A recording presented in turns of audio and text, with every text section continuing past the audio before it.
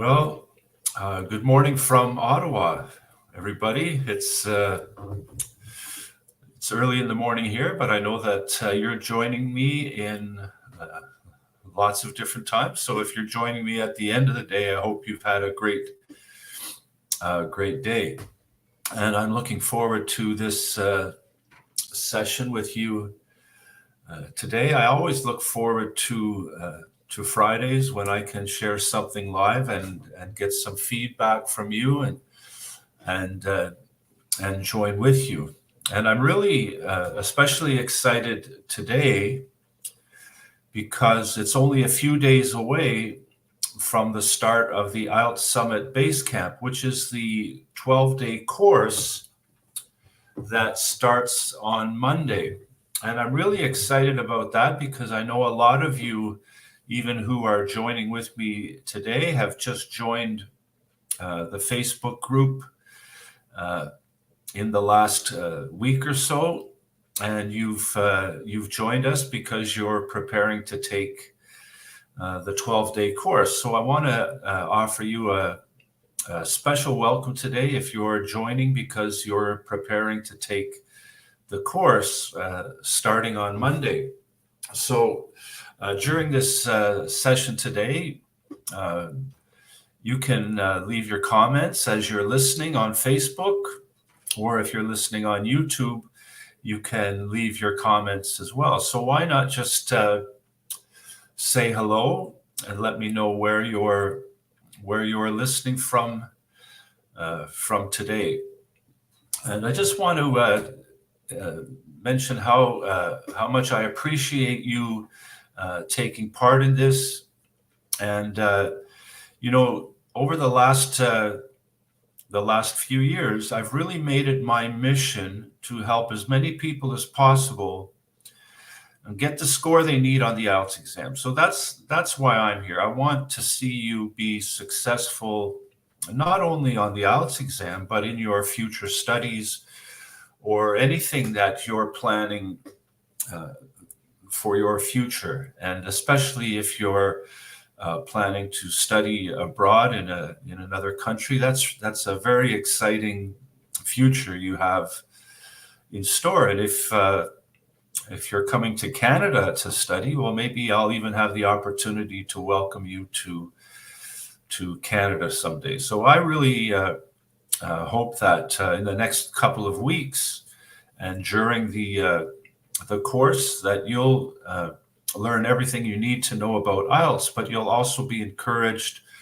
to develop the habits and routines that can help you be successful in the future. And I just want to let you know that if you are looking forward to the course that starts on Monday, if you've signed up for the course and you're here in Facebook, you will receive a daily email for the duration of the course, and each daily email will provide you with the lesson and the worksheet for that day, which you can accomplish according to your own schedule and in your own time.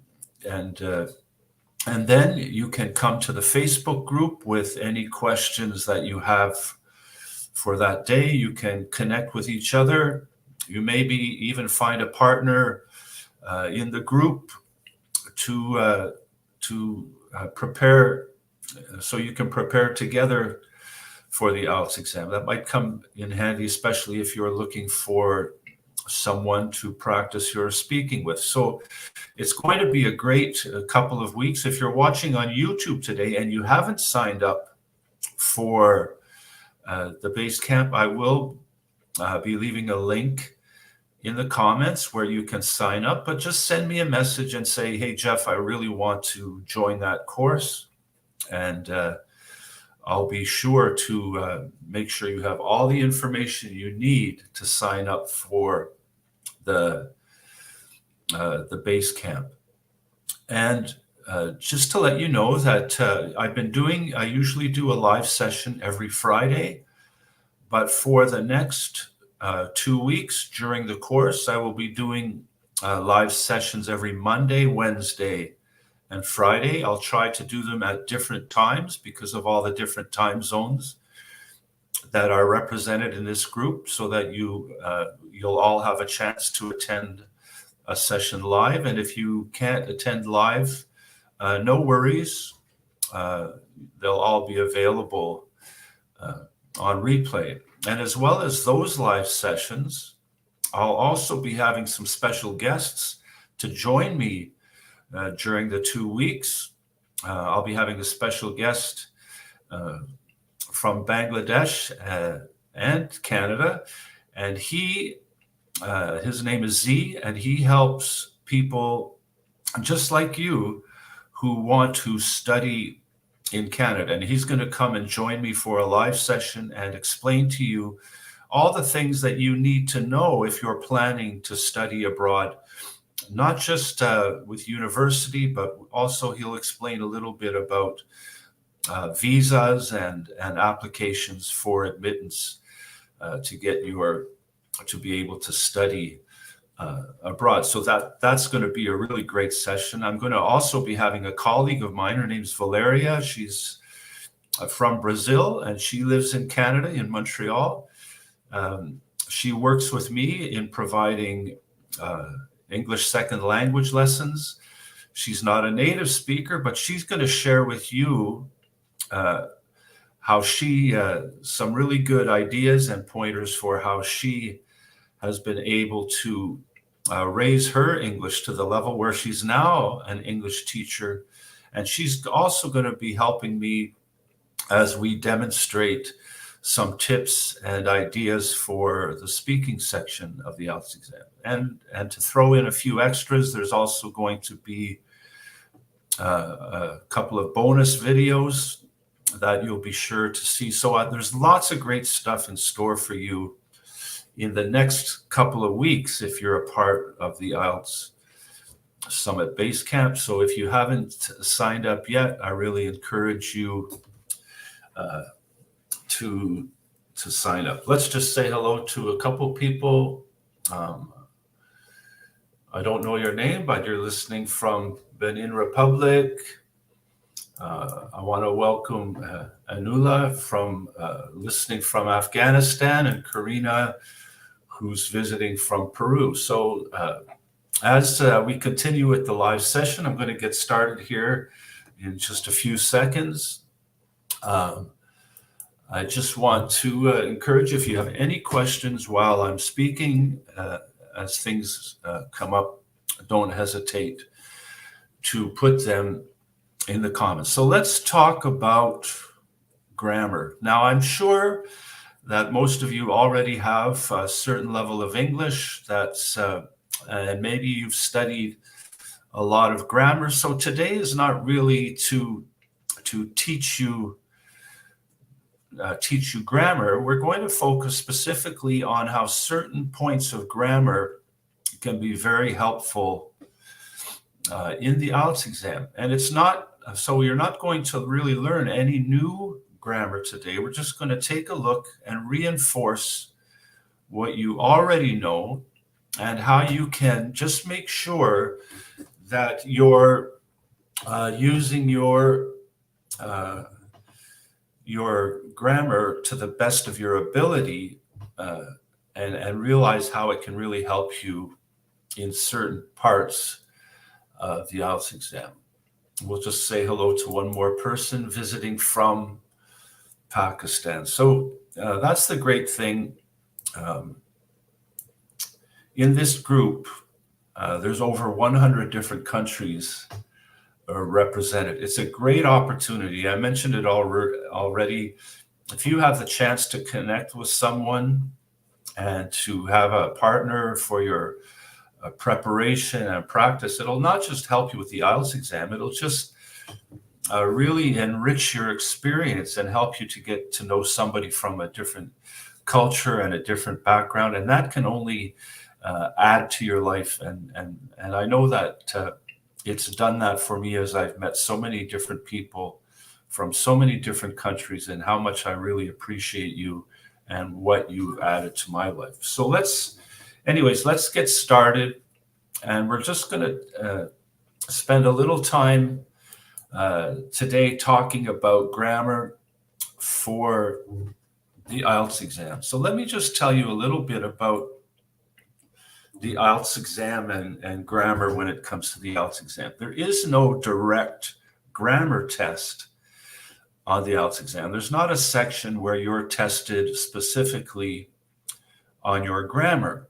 However, in the 4 sections, the reading, the writing, the listening, and speaking, there are certain things about grammar that you can focus on that will improve your skills in these areas. Not just your English language ability overall, but there are some things about grammar that can help you with specific question types to give you clues for answering, and things that you can make sure you include in your writing and your speaking, because grammar is really the structure of how you express yourself. When you're expressing your opinion, when you're sharing your ideas and your thoughts and your feelings, which is an important part of both speaking and writing on the IELTS exam, you'll be able to use the grammar that helps you express that as effectively as possible. And a lot of things about grammar can give you some real clues for identifying key information when it comes to the listening section and the writing section of the IELTS exam. So let's get started and let's talk about I'm going to share with you seven points about grammar that can help you with the IELTS exam. And again, there's not going to be a lot new when it comes to grammar, but you will discover how it's connected with being successful in the IELTS exam. So first of all, in the IELTS exam, you're going to want to be able to talk and write about the present. And probably the first point of grammar that you ever learned as you were learning English was to learn about present simple. And present simple is where we talk about our daily routines, our habits, and things that are true.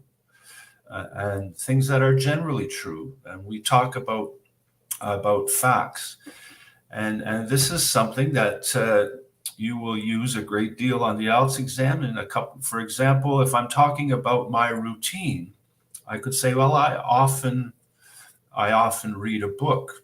Or if I want to state a fact very clearly and very simply, I could say something like education is important. So when we talk about the present, we're going to use present simple. We're also going to use present continuous, something that's happening at the moment that we're speaking, something that's happening right now. For example, right now I'm reading a good book.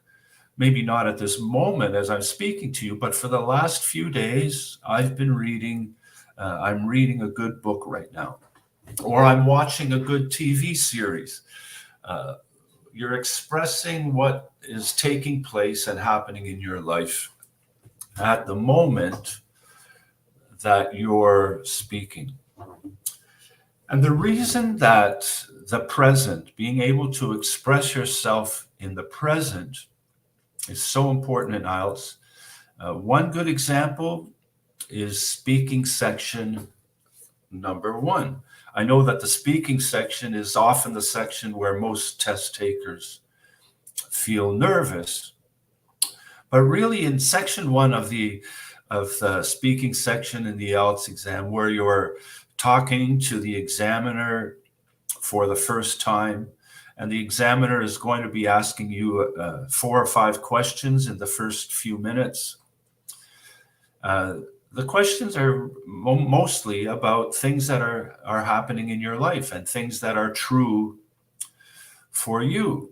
And the examiner may be asking you about your daily routine. Do you study? Do you work? He or she might ask you about the activities that are a part of your life. And so you're going to be able to express yourself and say, I exercise every day, or I'm taking a management course. And in the 12-day course, we're going to talk specifically about how you can get a good score and your strategy for answering these types of questions. But for today, we'll just focus on what we're talking about with grammar. But I want you to know that during the 12-day base camp, you'll receive lessons about every section and different question types on the IELTS exam, so that you'll know exactly what you need to do to be fully prepared. Okay. Now let's talk about the past. When we use simple past, we're talking about things that really have no connection to the present. For example, I went to the library yesterday. It's something that happened yesterday. It's finished now. And it really is having no connection with what I'm doing today. But on the IELTS exam, there will be occasions where you'll be just asked to share something that you did in the past, or maybe when you're writing your essay, you'll want to express something that happened in the past as you're giving reasons and extra information for your opinion. And the other way that we speak about the past is present perfect. So if simple past has no connection to the present when we talk about the past, present perfect is when we talk about the past and it does have a connection in some way to the present. For example, right now, I'm a little hungry. And that's because I haven't eaten breakfast yet. Okay, so the fact that I didn't eat breakfast before this lesson means that I'm hungry now. So that decision is definitely connected to the present. I haven't eaten breakfast yet. So when we're talking about the past, we're going to use simple past and present perfect. And again, this will come up in the speaking section, because in speaking section 2 of the IELTS exam, you're asked to share an experience, and you're asked to share an experience that has had some kind of impact on your life and affects you now in the present. So here's just a couple of examples of how past simple and present perfect can be used. When I'm using past simple, I could say, I played soccer when I was a child. Okay, maybe I don't play soccer anymore, so there's no connection to now. I played soccer when I was a child, but I have always enjoyed sports and I still enjoy sports. So now I'm talking about the connection of the past with the present. So when it comes to grammar, I hope you're noticing already that the idea is to keep it simple. Use the grammar that you can use effectively and the forms and the structures that you can use effectively. We've talked about simple present and present continuous, simple past and present perfect. And one thing about the IELTS exam, and this is true for grammar, it's true for vocabulary, you don't have to be fancy. And even though it's called the academic exam, you don't have to be overly academic. Your grammar does not have to impress, okay? It doesn't have to impress anyone. You're not going to impress the examiner. The examiner's been speaking English for a long time. They have a very high level of English. They're not going to be impressed by the use of your English. What's more important is that not that you make an impression, but it's your expression, how you express yourself. And you want to use the forms and structures and even the vocabulary that you can use most effectively to display how well you use the English language. So we've talked about the present and the past. And another way that you'll be using these expressions of the past, for example, in writing task 1, when you're talking about things that happened during certain time periods, if they're in the past, you'll be using simple past. In writing task 2, you may be expressing your opinion and giving an example, which is so important. In writing task 2, you'll probably use present perfect. So now let's talk a little bit about another form of grammar, which is called the passive voice. And one of the things about using passive voice, and you can use passive voice for every verb tense, is that it's a little more formal and impersonal. Now, when you are speaking and writing on the IELTS exam, you don't have to be too formal, but it is a good idea to be a little formal and a little impersonal when you are writing, for example, task number 2. And the way that we form the passive voice is we use the verb to be, and we use the past participle, and we emphasize a different part of the sentence. So we're taking the subject and we're making it simply put, we're putting it to the end of the sentence as opposed to making it the source of the action. Okay, so again, I don't want to get into a grammar lesson necessarily about passive voice. I'm just kind of reminding you about how you can use it. For example, more courses were chosen in the second semester.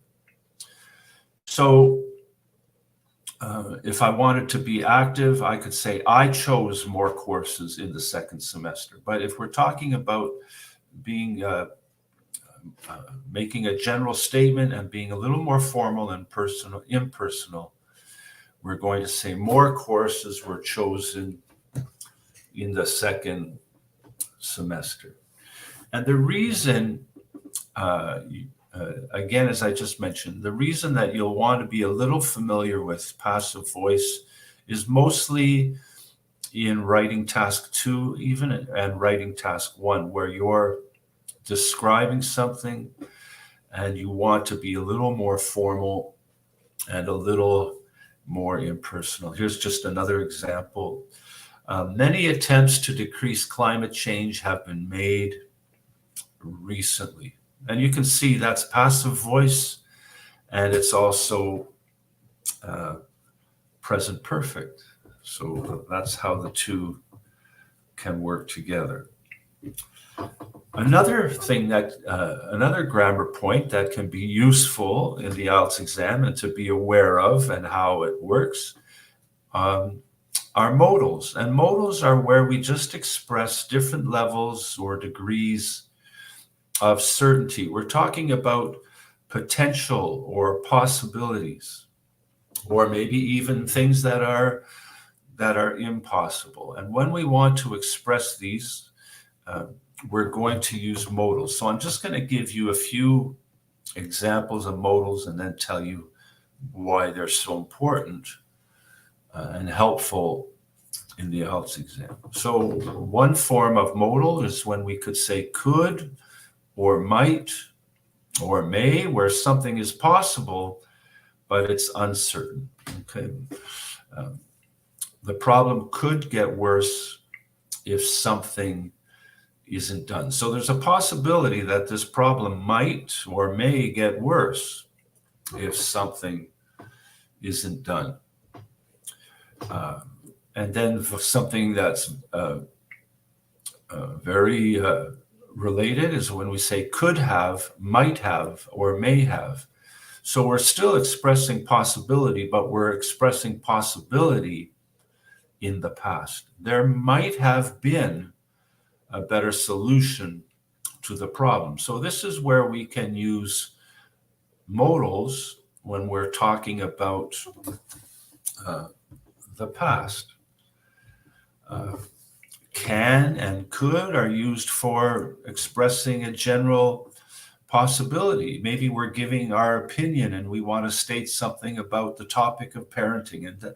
And family life and parenting is a common topic on the IELTS exam, particularly in the writing section. And maybe you'll say something like, parenting can be difficult at times. So we're just stating a general fact, but it's something that might be very useful in writing.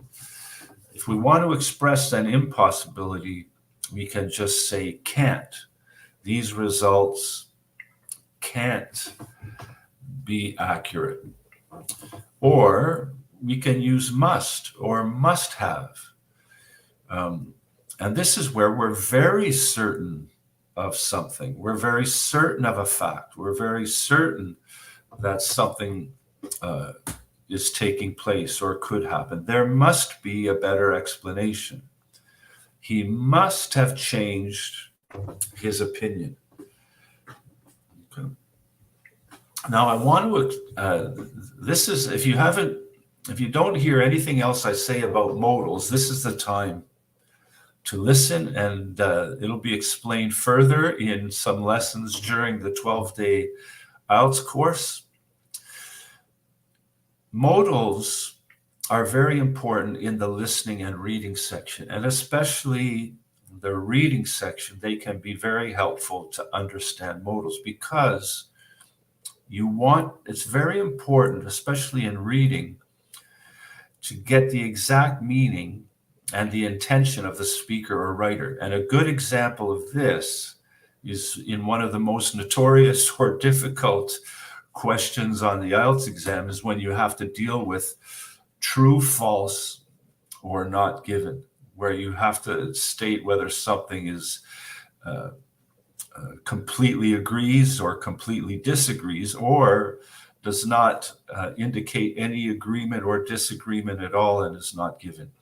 Modals and understanding modals can be one of the most helpful things when it comes to how grammar can help you in the reading section. So if you want to understand a little bit more about how modals can help you in the reading section, if you're watching this on YouTube or if you're following me on Facebook, I do have a YouTube channel. It's called the IELTS Success Summit, and I do have a couple of videos, one specifically about true, false, and not given questions, and other questions about reading. And let me just mention, before I go a little further, about my YouTube channel. The YouTube channel can be a really good supplement to your preparation for the IELTS exam, even throughout the course. If you need extra things to do while you're taking the course, if you have extra time, I would really encourage you to check out my YouTube channel and see some of the videos there. I try to add 2 or 3 videos each week. And if you're struggling with a particular type of question on the IELTS exam, just drop me a note, send me a comment, tell me what you're looking for, and I'd be happy to create a video to answer that specific question. So I always appreciate ideas for new content and new instructions that I can offer that will help you on the IELTS exam. So let's just talk about something. It's probably something very, again, something you probably learned right at the beginning of your English journey.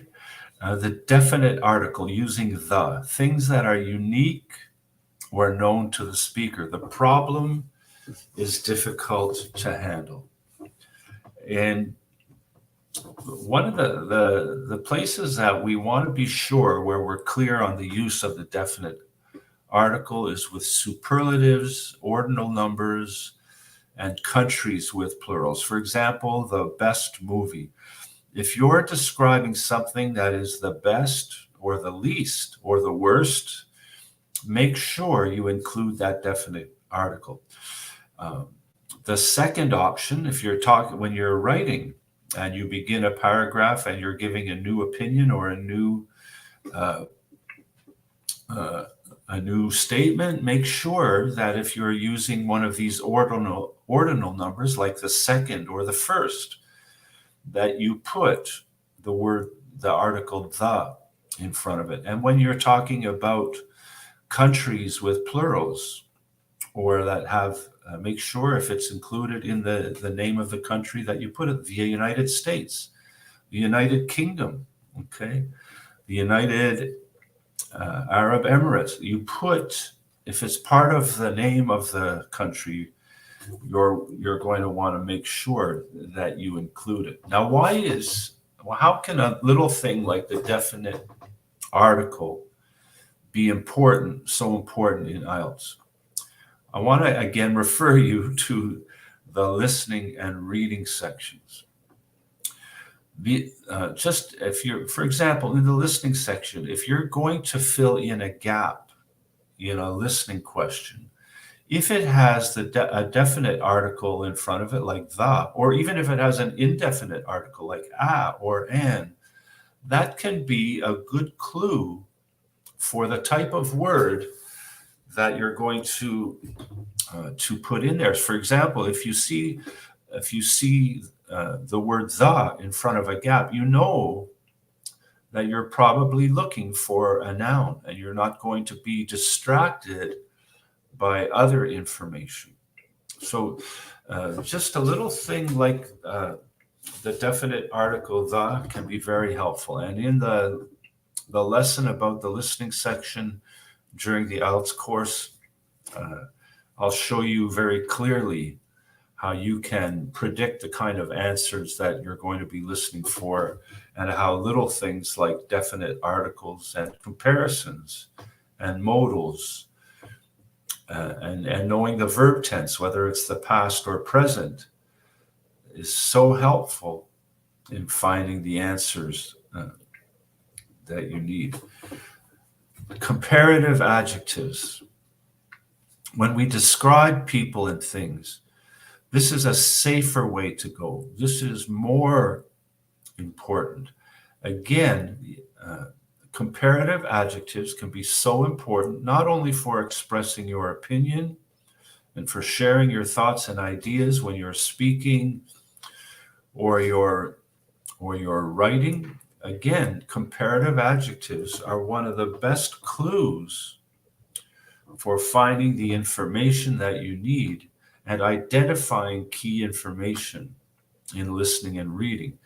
And when I give the lesson in the base camp about the reading section, and we talk about identifying key information, I'm going to say how important comparative adjectives can be for helping you. So once again, I'm not teaching you a lot of grammar here today. I'm just pointing out that grammar is so important at identifying different structures of grammar and different tenses and different voices, different modals.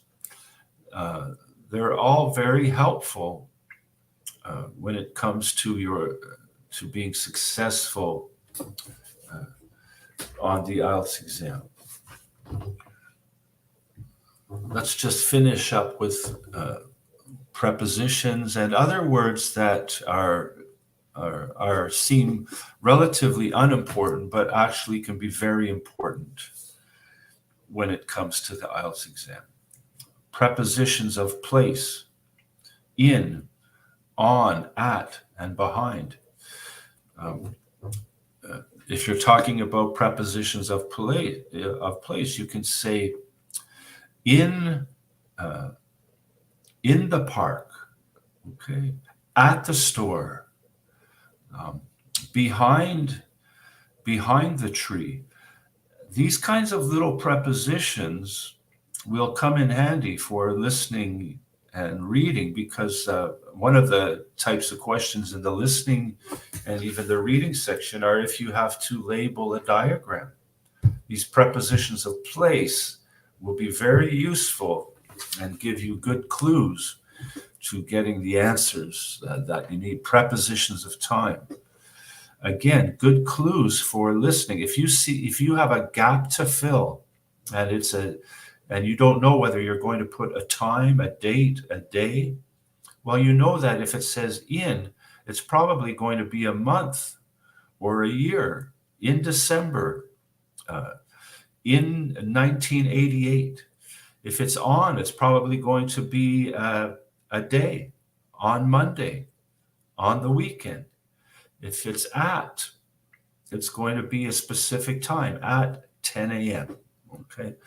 These prepositions are sometimes the very best clues for finding the answers you need in the listening section and the reading section. The directional words like toward and through and forward and along, these are going to be very important when you're talking about describing diagrams in writing task 1, or doing that in the reading section or listening section.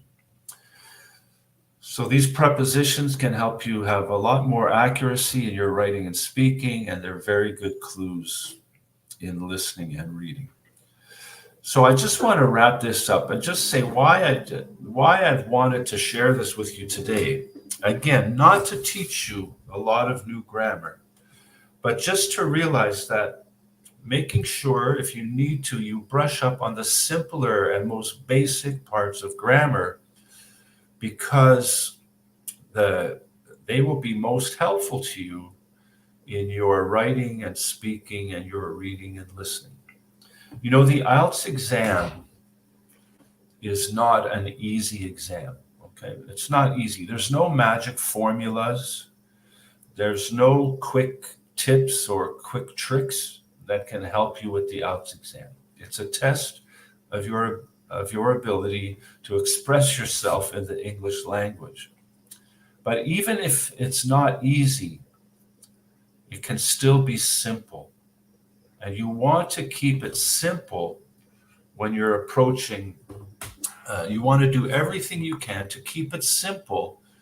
And that's because that's the goal of the IELTS exam, for you simply to express yourself in English to the best of your ability.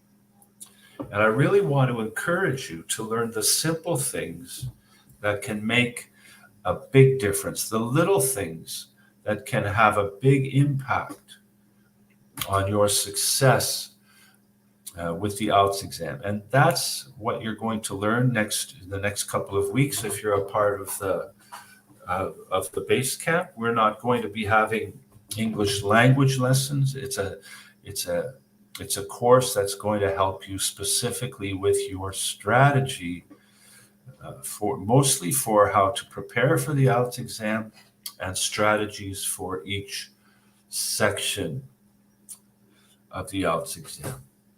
So I want to thank you for joining with me today. If you have any questions about today's presentation, or if you're planning to attend the course next week and you have any questions, I'll take a couple of minutes now to answer any questions you might have about today's lesson or anything in the future about the base camp course.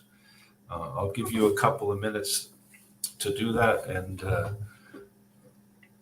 I'll be happy to answer any questions. If not, I'll finish up for today and say goodbye, but just to remind you how much I'm looking forward to the next couple of weeks, where we'll be doing this 2-week course together. And you know, one of the best things about this 2 weeks, not only connecting with each other and building your confidence and being more sure of yourself when it comes to the IELTS exam, if you can, the best piece of advice I would give you for the next 2 weeks is to see what difference a daily routine can make for your IELTS preparation.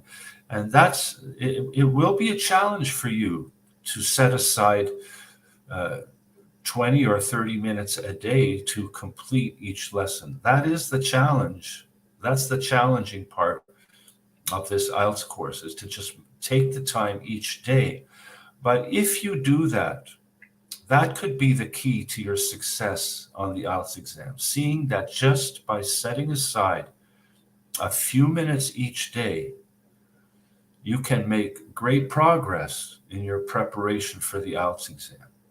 And if you can develop that daily routine and habit, you will know, you'll be able to measure your progress, and you will know when you're ready to book your IELTS exam. You'll know that you're fully prepared. And this is my goal. You know, I see so many test takers that tell me this is the third or fourth time they're taking the test. And if you've taken the test already, I'm really hopeful that by taking this course with me, the next time will be your last time. And if you haven't taken the test yet, I hope that by taking this course with me for the next 2 weeks, your first time taking the test will be your last time. Because the IELTS exam is very important, but it's only one step for your future. It's one step towards studying in the university of your choice, anywhere that you want to study in the world, any English language speaking. And then it's one step towards fulfilling your dream, whether it's the career that you've always wanted to take on. This is where dreams and goals begin, with just establishing an understanding of what it takes to get there, one step at a time. And it's not always easy, but it's simple. Do what you can today, do what you can tomorrow, and that's the path to whatever you want to accomplish for your future. And I look forward to being a part of it. One question here: the coming course of 12 days, it will be, it's 12 consecutive days, but I will tell you, I'll give you a little, there is one day off in the middle. And you can use that one day off. For example, maybe you have to miss a lesson one day. You can use that day to get caught up. You can use that day to relax, because as important as a daily routine is, it's also important to have a day of rest every once in a while, to do the things that you like to do, to spend time with your family, which is also another priority for you. Or maybe you're also doing other studies or working full time. I know that this is why I've designed the course that you can do it in less than 30 minutes a day. For some days, it may only take 15 or 20 minutes, but each day, the lesson and the worksheet for that day will be posted in the Facebook group, and you'll also receive a daily email with the link to the lesson and the email for that day, which you can choose to do at any time of day. Okay, these are pre-recorded videos and worksheets, and there will be one given to you each day, but there will also be an activity that you can do live in the Facebook group each day as well. And then I will also be adding in live sessions. Again, if I'm going to be doing them at different times, so there may be 3 or 4 live sessions each week, similar to this one, which will have extra features and extra things that are included as part of the course. And there will also be bonus videos, which you can watch anytime that you have. And then the lessons will be available after the 2 weeks are finished. The lessons will be available for a week or so to help you get caught up and continue to ask questions in the group. And being a part of this Facebook group If you're watching on YouTube and you haven't joined the Facebook group, I will put a link for you to be able to do that. The Facebook group exists, and you can be a part of this Facebook group, not just for the 12 days of the course, but for until you write your IELTS exam. And even after you write your IELTS exam, if you'd like to remain a part of the course so that you can support others and they can benefit from your experience, the membership in this Facebook group is for as long as you want to be a part of this Facebook group. I think it's such a great opportunity for you to connect with others, and I'm here for you. The Facebook group is where you can message me in Messenger. You can post questions in the comments of posts that I make each day, and it's the place where that you can not only connect with each other, but you can connect with me. And you'll also have my email address if you want to send me an email directly with questions that you may have about the IELTS exam. So I'm here for you. I want to support you. It is my mission to help you succeed on the IELTS exam. So I wish you all the best. I'm looking forward to Monday when we will get started on this journey together. Look for emails in your email inbox in the next couple of days, where all the details of how you can be a part of this course and make the most of this course will be provided for you. So all the best, and we'll see you some more in the days ahead.